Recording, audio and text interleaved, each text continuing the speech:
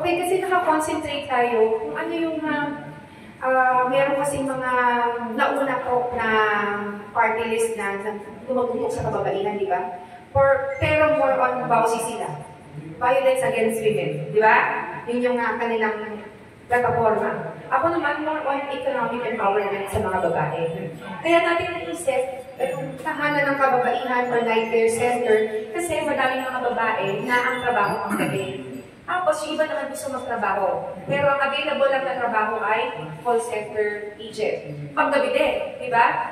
Saan nila iiwan yung anak nila? Sa kapitbahay. Minsan, doon ba nagkakaproblema? Wala naman akong iniisip na masama sa mga kapitbahay, kaya lang, iiwasan natin yung problema. So, dyan sa tahanan ng kababaihan, dyan nila iiwan yung mga anak nila habang nagtatrabaho sila sa gabi. Thank you po. Thank you, Deb. So at least, di ba, nakakapagtrabaho sa gabi yung mga babae, more on economic empowerment tayo, kaya nga may matatag na kabuhayan ng kasama. Lahat po ito ay para sa babae lamang. Kaya nga po ang magiging pangalan po niya ay Microfinance Law for Women. Pero kasama po yung mga LGBT sa pwedeng mag-avail nito. Yun yung first, no? Pangalawa, nag-desisyon ako na gawin siyang batas because gusto ko siya pang habang buhay. Pangatlo, para maging isang Pilipino, napakahirap po para magnegosyo. Kailangan meron kang collateral. Kailangan pag nag-loan, pag nag-loan ka sa bangko, kailangan meron kapalit. At saka grabe yung mga requirements. Ano yung mga kapalit? Yun yung mga collateral na tinatawag. Titulo ng lupa,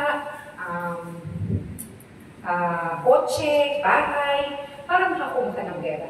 So, ang gagawin natin dito, walang collateral, mababang interes, at magiging kabuhayan siya. Kumbaga, pwede siyang dagdag puhunan or puhunan sa negosyo. Para makapag-negosyo, makapag-start ng maliit na negosyo yung mga babae. At nakapag-desisyon din ako na gawin siyang batas because ayoko siyang mapolitika. Kumbaga, diretso yung application sa DSWD at saka online application. Hindi siya dadaan sa kababaihan party list.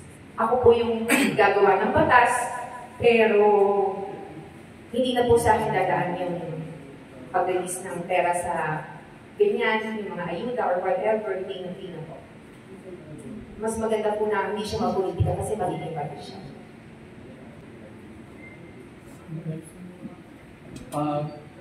Going on that question, ano yung magiging safety net nyo doon sa batas na yun para hindi maabuso?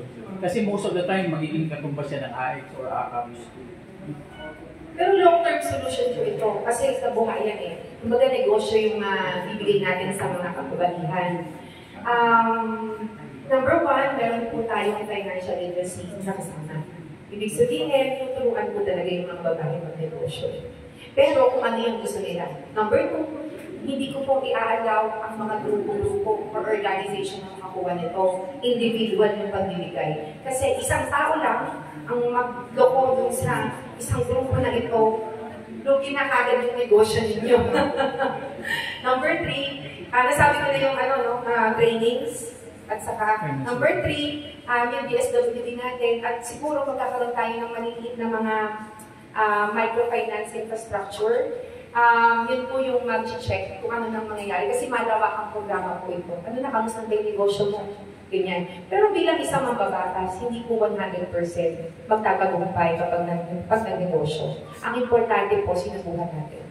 Kasi pinattern ko naman yan sa bansang India. Nung nag-aral ako sa Amerika, tinatanong ko yung mga kaklase ko naman, hindi karamihan, hindi mga Amerikano, karamihan global. So pinanong ko sila kung ginawa nila sa bansa nila, bakit yumaman, at saka bakit progresibo yung bansa nila, di ba? Ang unang sinabi nila sa akin, kasi binigyan nila ng puhunan yung mga babae. May programs din po ba kayo sa marginalized mga kababaihan natin? Particularly yung mga babaeng nagbibigay ng aliw.